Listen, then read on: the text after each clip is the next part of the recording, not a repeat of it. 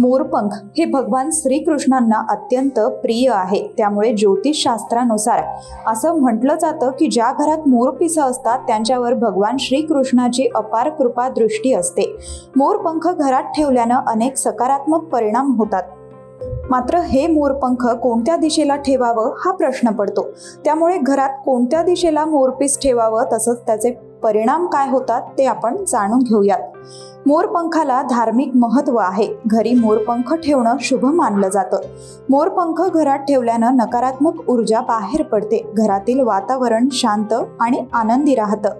घराच्या किंवा ऑफिसच्या आग्नेय कोपऱ्यात मोरपंख ठेवल्यानं समृद्धी आणि यश मिळण्याची शक्यता असते। तसंच अनेकांना पुस्तकात मोरपंख ठेवण्याची आवड असते। यामुळे तुम्हाला अभ्यासात यश मिळवण्यासाठी फायदा होत असल्याचं सांगितलं जातं। वास्तुशास्त्रानुसार घरात मोरपंख ठेवल्यानं आपल्याला आर्थिक लाभ होतो। घरात ज्या ठिकाणी पैसे आणि दागिने ठेवता तिथे मोरपंख ठेवा। यामुळे संपत्तीत वाढ होण्याची शक्यता असते। घरातील आग्नेय दिशेला मोरपंख ठेवणं शुभ असतं। तुम्ही तुमच्या कामाच्या ठिकाणी देखील या दिशेला मोरपंख ठेवलं तर फायदा होऊ शकतो। याशिवाय घरातील ईशान्य दिशेला मोरपंख ठेवू नये, त्यामुळे आर्थिक नुकसानाला सामोरं जावं लागू शकतं।